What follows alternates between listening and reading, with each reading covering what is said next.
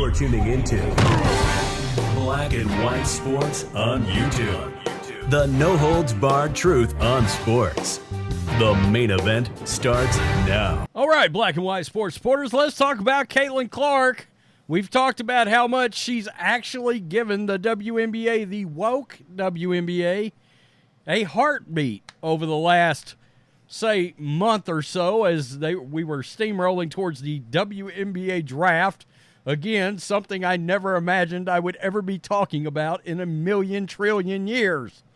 I would be a rotting, dusting, decrepit corpse before I ever would think about doing that. But here we are because, well, Caitlyn Clark is interesting, and you guys know I like interesting, and what she's doing for the interest in a league that, let's be honest, a failed league that would not be in business if it was not for the NBA.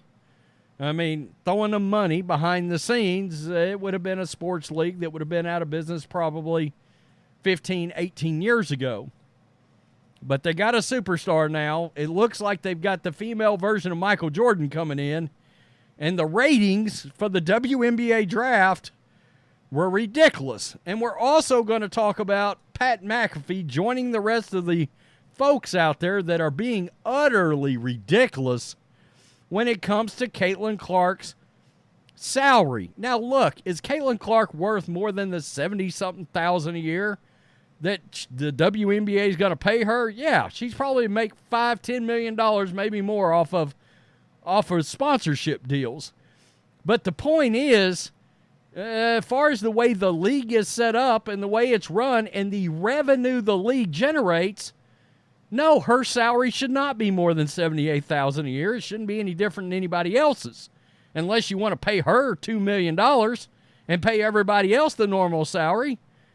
But you got to stop with it's the women's and the genders and the blah.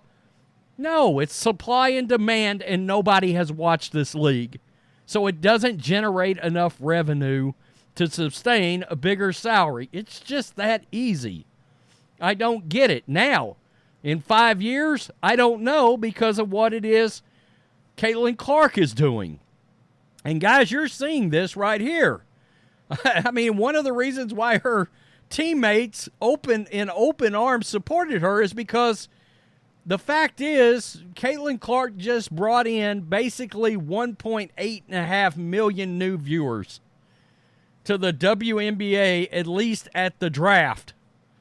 And I saw a lot of comments and a lot of these videos I've been doing talking about, I can't wait to watch her play in this league. I don't know anything about it, basically. That's what it is she's doing. And as long as she sticks to basketball and doesn't wade into these radical political narratives that the rest of her league has embraced and made them all very unlikable and unwatchable and unsupportable, then Caitlyn Clark's going to blow this league up. At least the games she is involved with, it's gonna be drawing much more interest. Ticket sales reflect that. Now, if she can't play in the league, that'll be a problem. But I think she will be just fine. This is The Athletic. Monday's draft featuring Caitlyn Clark, Angel Reese, and Cameron Brink. To give you an idea, I don't even know who Cameron Brink is. That tells you something. Angel Reese, I do know. And a ton of other star college basketball players averaged 2.446 million viewers.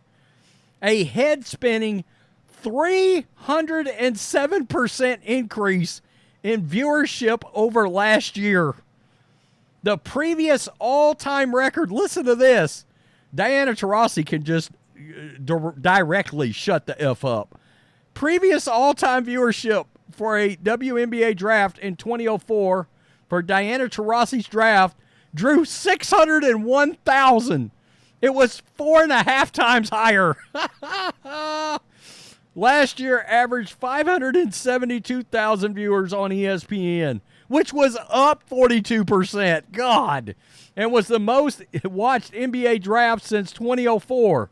Well, this one just set a whole new standard. A whole new standard. And it's not even close. Good luck next year. What traditionally drives big viewerships for NBA and NFL drafts are well-known players from college, Zion Williamson, and star skill position players like Joe Burrow and Tua Tagovailoa. This is the case. Even the public has an idea who will be picked first. That's another great example of a lot of people just didn't know who these people were coming in. And I think it's one reason, this is a perfect example why Diana Taurasi is hating on Caitlyn Clark, because Diana Taurasi thought she was going to move the needle. And she didn't even, the needle didn't even so much as shiver with Diana Taurasi. Well, hell, Caitlyn Clark, I mean, the needle went straight to full and then broke the needle off. The WNBA draft had an endless supply of players with name recognition and an obvious transcendent viewership draw in Caitlyn Clark. It has also never had this kind of momentum. I wouldn't be shocked if they blow it somehow, but nonetheless, to give you an idea, folks, this is what the graph looks like. WNBA viewership. Look at this. I mean, that's absurd. This is from 2011. And you want to know why Caitlyn Clark is making no money as she comes into this league? This is why. No one cared about this league. No one cared about this league till it was clear Caitlyn Clark was going into it. Sorry, but not sorry.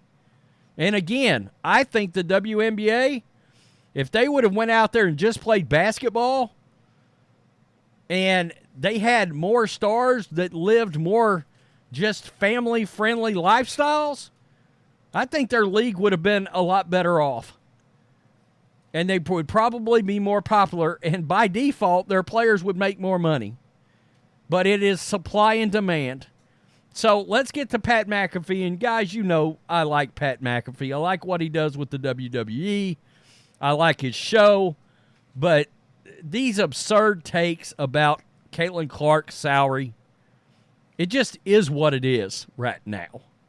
On Tuesday, Pat McAfee gave his one-word reaction to Clark's new contract on the Pat McAfee Show. He called the contract, quote, laughable, and proceeded to mention the low amount compared to the amount of money she will be making the owners of the WNBA. She's not an owner. She's a player. Now, she's probably worth more as a brand than the entire league. We've talked about that. She's a more powerful brand than the entire WNBA. There's no doubt about it. I mean, look, she's Jordan. When you say Jordan, one word, I mean, let's be real. Quote, and if she continues to do what she's doing for women's basketball, I think she'll be able to sleep soundly at night knowing she's getting paid $78,000 next year. McAfee said 4 years, $333,000 is the total contract coming into the WNBA. Laughable. And everybody's like, well, she'll make money doing other stuff. It's like, well, how about the amount of money she's about to make the owners for the WNBA? I get that, but what if she comes into the league and actually can't play? What if she comes into the league and actually is a bust? Which there's a world where that could happen. I don't think it will happen, but what if it happens? I mean, if we go 40 games into the season, they make the entire season, and it was just, then it's over, right? And her brand will start fading, and the league will be right back to obscurity where it was prior. And yeah, I'm sorry, but when AEW wrestling,